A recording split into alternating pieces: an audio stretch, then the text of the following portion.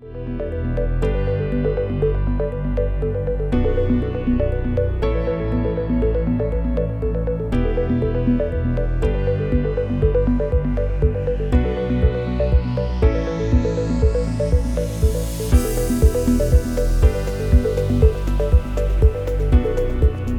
pessoal,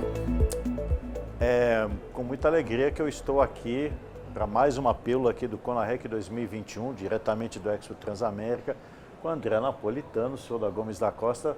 Obrigado por sua presença, André. Eu que agradeço estar aqui, belíssimo evento, parabéns. Obrigado. Então, André, eu queria conversar com você um pouco sobre algumas características do negócio no qual você está, que são muito particulares, né, num país como o nosso, né? E eu vejo que você trabalha num setor, primeiro, de extrema importância para um país como o nosso, que vive, infelizmente, momentos de insegurança alimentar. Você está na indústria de alimentos, ao mesmo tempo você está numa indústria de alimentos que também se conecta com muita comunidade vulnerável e, ao mesmo tempo, você deve ter enfrentado todos os desafios dessa digitalização imensa a qual a gente foi atirado por força da pandemia. Mas eu queria que você contasse um pouquinho como é que foi o olhar da Gomes da Costa para si mesma, né, como empresa, e para se conectar ainda mais com as pessoas nesse momento que a gente viu de extrema vulnerabilidade, principalmente emocional, derivada da pandemia. Como é que foi lidar com essa emoção toda, vamos dizer assim? Eu costumo dizer que, claro, com toda a dificuldade da pandemia, né, toda a tristeza que trouxe para todos nós, também atravessamos um portal, né, como organizações e todas as organizações, né? Eu acho que o portal a gente atravessou e não volta mais. Foi um portal que nos fez aprender muitas coisas. Acho que a primeira delas, quando a gente olha internamente na organização, né? A gente fala muito das emoções. As pessoas dentro da organização, elas pararam de ter contato uma com as outras físico, né? Então, a interferência do mundo digital, ele já se dá no interior da organização. Em um determinado momento, as pessoas que iam, né, para um trabalho físico eram aquelas onde tinham extrema necessidade de estarem presentes, então a gente acaba tendo as fábricas que elas não podem parar, até por ser um trabalho essencial, que produz, né, e embala alimentos para poder disponibilizar para a população, então aquilo é um trabalho essencial. E outras áreas administrativas que não tinham a necessidade de estarem presentes vão então trabalhar de forma remota. Inclusive as relações de vendas com os clientes passam a ser remoto, porque as grandes redes, né, as próprias redes tinham as suas áreas administrativas de compras também trabalhando de forma remota. Então, tudo isso gerou uma nova forma de interagir. E essa forma de interagir, eu costumo dizer que é interessante, apesar dela ser digital, ela também gerou muita intimidade, porque as pessoas passaram a ser muito mais verdadeiras, reais, né? Porque você entrava na casa das pessoas, fazendo uma reunião, né? Você não tinha mais o escritório, a roupa, o cafezinho, não. Você estava no meio de uma reunião e passava uma criança atrás, o pai de alguém andando, o cachorro latindo. Então, a mãe que falava, nossa, meu filho está aqui chorando, eu tenho que pegar no colo. Então, isso humanizou. Engraçado, né? Digitalizou e humanizou ao mesmo tempo. Do ponto de vista de resultados, os resultados vieram e estão vindo muito bem. Então você percebe que, de alguma forma, o ser humano se adaptou a esse modelo, se adaptou a essa nova forma, né? E se humanizou. Então a relação das pessoas ficou menos hierárquica, né? Ficou mais próxima, apesar das distâncias. Então eu acho que teve aí uma passagem, um aprendizado, estamos voltando, né? Paulatinamente aí, não, obviamente, que estamos com o escritório funcionando como era antes, mas agora as pessoas falam assim, nossa, mas eu estou perdendo tempo no trânsito. Então, realmente virou uma chave. Os valores mudaram um bocado, né? Porque as pessoas começaram a repensar se aquele formato de trabalho fazia sentido do jeito que era, né? E de repente quando eles foram jogados a uma outra forma de trabalho, você confronta, Exato. né? E aí tem um outro lado, né, que é, bom, eu falei das relações comerciais, que elas se alteram. Então, como é que você, né, um vendedor que não vai ao campo, ou que vai, mas ele não fala mais com o comprador e fala por vídeo, então tudo isso muda também.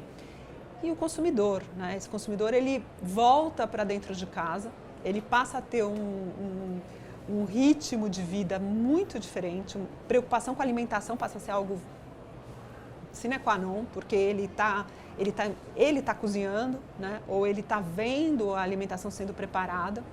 Tem uma questão de praticidade aliada à saudabilidade, que passa a ser extremamente relevante. Então, a preocupação de estou fazendo algo que é saudável e também porque tem uma pandemia e tem um risco de saúde eminente em todos os momentos, né? Então, você começa a ter uma mudança, isso independe da classe social.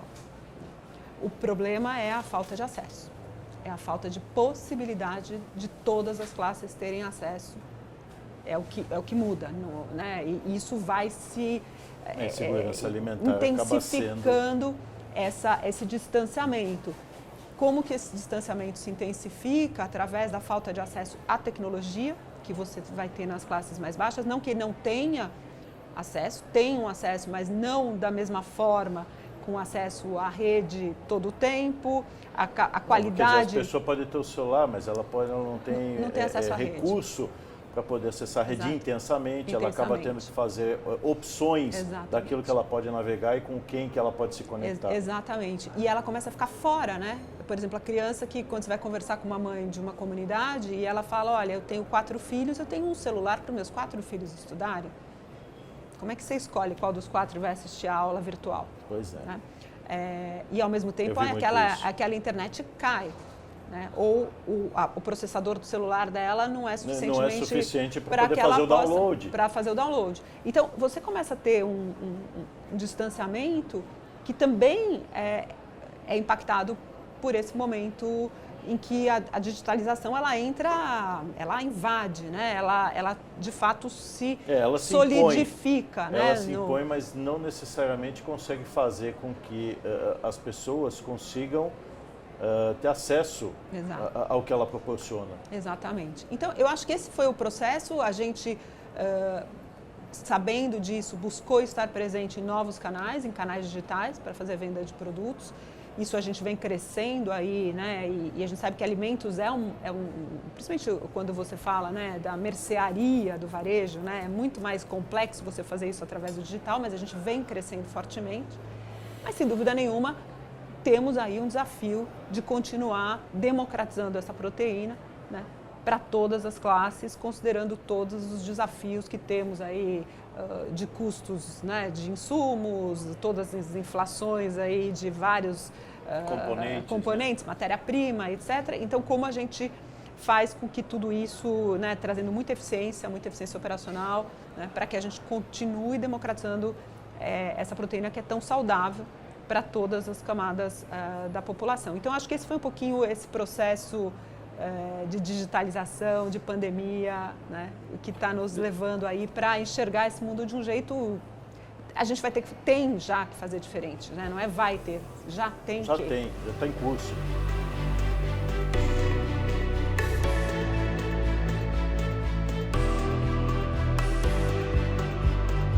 O Brasil é um país interessante, a gente tem uma costa gigante, mas a gente tem um consumo per capita de pescados muito baixo. Exato. Muito baixo. E a gente não tem o conhecimento dos benefícios, né? Quando eu falo que uma latinha de atum, ela tem mais proteína que 4 ovos, ninguém acredita, mas é verdade, né? E ela tem ômega, e ela tem, enfim, ela tem... E é gostoso. É uma delícia, né? Além de ser um prazer absoluto você comer aquilo. Então, quando a gente olha uma latinha de atum, a gente tem eu brinco que a gente tem ouro na mão, porque não tem nada adicionado ali, não tem um conservante, né? Ele simplesmente é o atum na lata, pode ser com água, pode ser com óleo, né? Nada mais.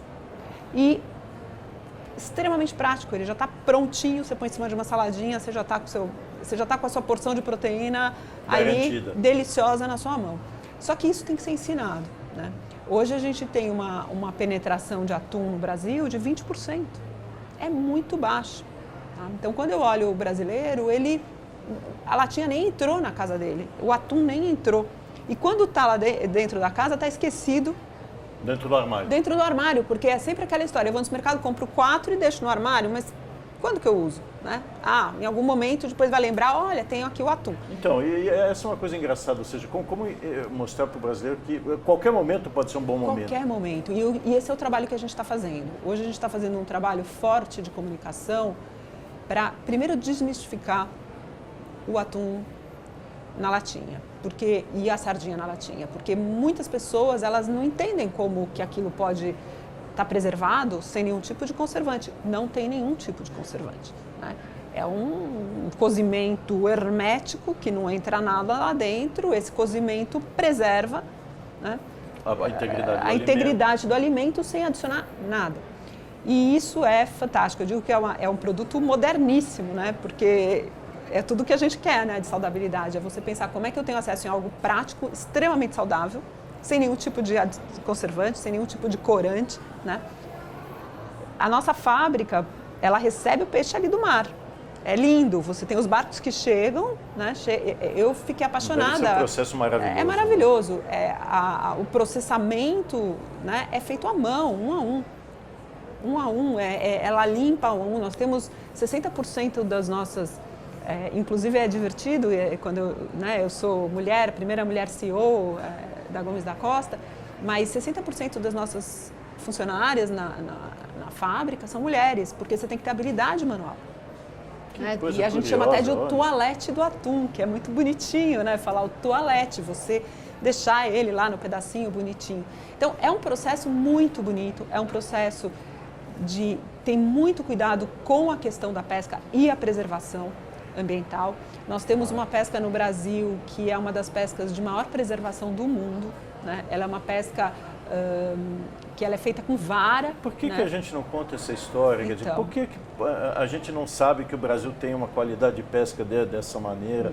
Né? E como que a gente faz para que as pessoas percebam isso? Como é que você se conecta com as pessoas para contar essa história? Então, hoje isso é tão importante. Hoje eu estou me conectando e nós, enquanto marca, estamos nos conectando muito através do meio digital, sem dúvida nenhuma, é onde a gente fala com as pessoas.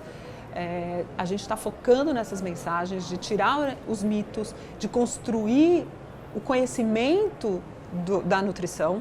A gente está com um trabalho forte com nutricionistas, para justamente essas nutricionistas mostrarem o valor nutricional. Você pega jovens, hoje muitos nem lembram da categoria, sendo que é uma categoria que eles podiam estar... Primeiro, deliciosa, como você mencionou. Depois, eles vão numa academia, eles vão fazer um esporte. Quantos não estão buscando aquela porção de proteína? Pega uma latinha, sabe? Abre a latinha, come a latinha. Não tem coisa mais gostosa.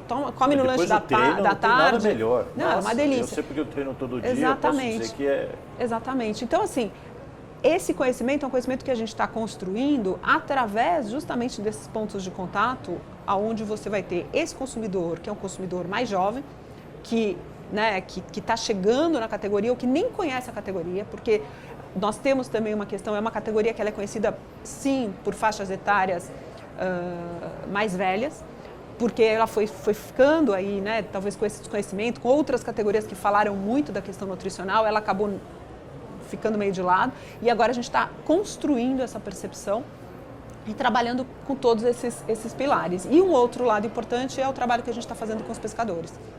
Porque a cadeia da pesca no Brasil, ela também tem que ser olhada com muito carinho. Né? Ela é uma cadeia hoje que nos fala muito, né? Da pesca lá na ponta, do pescador, das dificuldades que esse pescador tem. O tipo de comunidade na qual ele se insere. As comunidades que ele se insere. Temos que eles têm. Exato, você tem o armador, você tem o capitão da traineira ou do barco, você vai ter a tripulação, né? Que tipo de apoio, que tipo de incentivo, a sazonalidade. Você tem o período de safra, o período de que não pode fazer a pesca. Então, assim, hoje o papel da Gomes da Costa, ele é um papel, obviamente, para produzir um produto e poder democratizar essa proteína do pescado, que tem tantas qualidades, né? Tem os ômegas, tem os...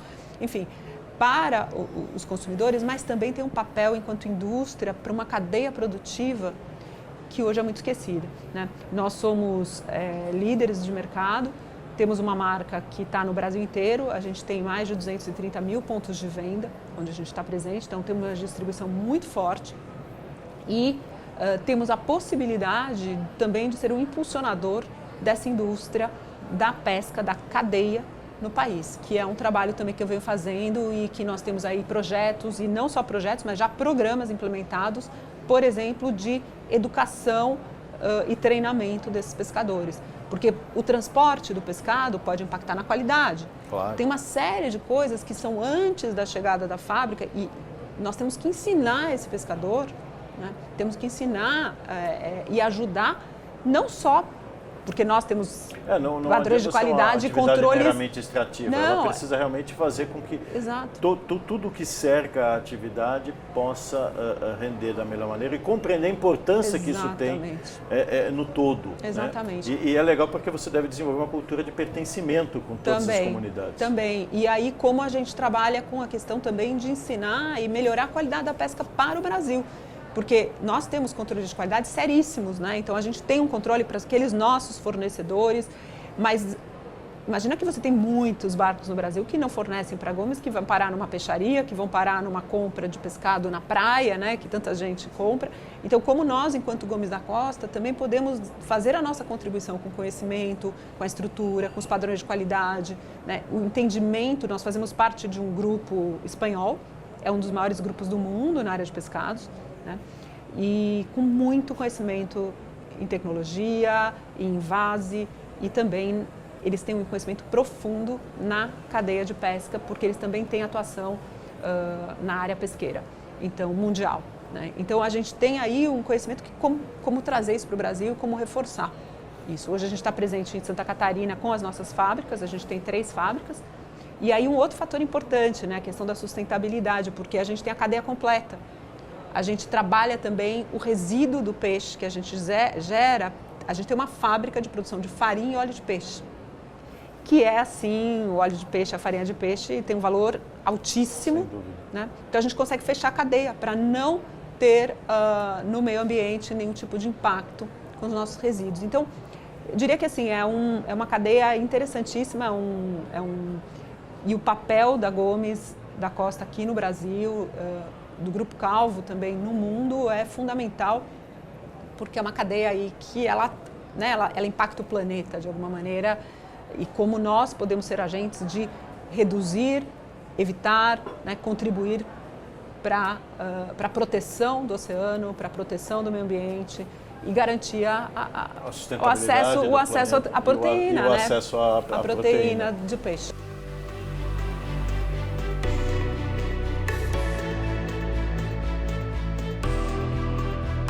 Eu acho que a primeira coisa é educando, né? Falando com ele, se comunicando com ele, né? com esse consumidor ou com essas pessoas, com os brasileiros. E vale um trabalho junto às escolas, por exemplo? Sim, junto às escolas. A gente tem, eu acho que junto a nutricionistas, que é extremamente importante, trabalhar aquele que recomenda uma boa alimentação, né? Que ele recomende e que ele relembre os benefícios. Né? E você vai ver, muitas já recomendam naturalmente. A maioria fala do atum, fala da sardinha, porque é extremamente saudável, né? Então, acho que aí é um primeiro ponto. O segundo ponto é dando acesso. E o acesso, na minha perspectiva, ele vem de 2 lados, né? Um é o acesso, obviamente, para que todas as camadas da população possam, né, poder consumir esse produto. Então, eu tenho que ter um portfólio de produtos que vá desde um acesso de preço para baixa renda até o que é quando eu vou para produtos mais premium, né, destinados a todas as camadas da população, e a disponibilidade do produto. O produto tem que estar disponível na hora do consumo. E esse é um outro ponto que a gente tem um trabalho muito importante a fazer junto com o próprio varejo, né? Porque o varejo também, talvez porque a indústria também direcionou dessa maneira, acaba, quando você vai na loja, você encontra lá, você vai buscar o enlatado e aí encontra lá a sardinha e o atum. E no meu ponto de vista... Não ocupa o mesmo espaço, por exemplo, que você vê na gôndola das carnes, né? Não, e para mim tem que estar na gôndola de saudáveis. Não é nem das carnes. Eu enxergo o atum, eu enxergo a sardinha na gôndola de saudáveis, além da minha gôndola natural. eu tenho que dar em 2 locais. Inclusive porque nós temos produto, por exemplo, sem sódio, totalmente sem sódio, destinado, por exemplo, perfeito para uma gôndola de saudáveis. Então, assim, às vezes eu já buscar um snack saudável, né? Quer snack mais saudável do que uma latinha de atum? Não existe. Não existe. Então, sabe, estar, por exemplo, na Farma, né, no canal Farma. Então, como que eu posso estar presente e disponível para quando as pessoas tenham vontade de consumir algo, comer um snack, né? Ao invés de... É uma alternativa. É uma alternativa a uma ocasião de consumo da qual a gente não faz parte. Não, então, e mesmo para diversas ocasiões de consumo. Sim. Você sabe que esse foi um problema que eu tive quando eu cheguei a trabalhar com champanhe, né? Champanhe no Brasil só se toma no fim do ano, né? Não existe uma ocasião especial, né? Você não precisa de uma ocasião especial para comer atum. Você não precisa, vou receber alguém em casa e vou mostrar o patezinho de atum. Não, você pode comer atum a qualquer momento, a qualquer hora, porque ele é uma alternativa absolutamente saudável e rica para o seu... eu vou dizer, a coisa mais divertida que eu tive foi quando eu comecei a trabalhar na Gomes da Costa, né? E o pessoal me mandava mensagem de parabéns. E estou muitos anos no mercado, trabalhei em muitas categorias. Trabalhei muitos anos com sorvete e de todas as categorias que eu tinha trabalhado, o sorvete sempre dava aquela história, né? Ai, que delícia, eu como de colher, eu como o pote inteiro. E quando eu falei que estava na Gomes da Costa, eu recebi de amigos, até profissionais, inclusive, mandando uma mensagem, uma amiga me manda uma foto, fala assim, olha, eu gosto tanto desse patê que eu como de colher depois do treino. E todo mundo assim, ai, que delícia que você está aí. E eu falei, olha, é muito inesperado do meu ponto de vista, mas... Agora, na Gomes, foi a segunda categoria da minha vida que eu vi tanto prazer quanto eu vi quando eu trabalhei em sorvete. E eu falei, gente, é incrível. Porque quem gosta, né, vira um fã. Não, ama. E eu amo, né? Eu sou uma pessoa que amo, como, assim, atum e sardinha. Então, assim, e ela me falava, olha, eu treino e como de colher. Eu falei, que legal, é uma categoria de prazer. Então, além de tudo, tem prazer. Então, eu acho que o desafio é um desafio que eu estou encantada por ele, porque ele é um desafio diferente, por pegar uma cadeia inteira, por ter um lado extrativista que tem uma responsabilidade de sustentabilidade muito grande, mas também, por outro lado, de como essa categoria ela tem espaço para ser trabalhada, né? Ela tem espaço para crescer, para ser conhecida e para transformar o hábito alimentar do brasileiro.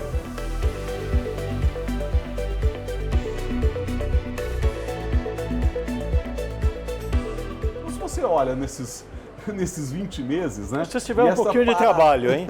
Um pouquinho de trabalho. E essa parada no pit stop, eu não tenho dúvida e tenho toda a certeza que a gente vai sair mais preparados para continuar levando aos nossos clientes soluções e produtos com qualidade e atendimento, e é um pouco do que a gente está aqui, né, falando de atendimento, falando de experiência e tentando levar cada vez mais qualidade para o dia a dia das pessoas. E a gente estava agora no painel, falávamos disso, quer dizer, o maior ativo que nós temos é o tempo.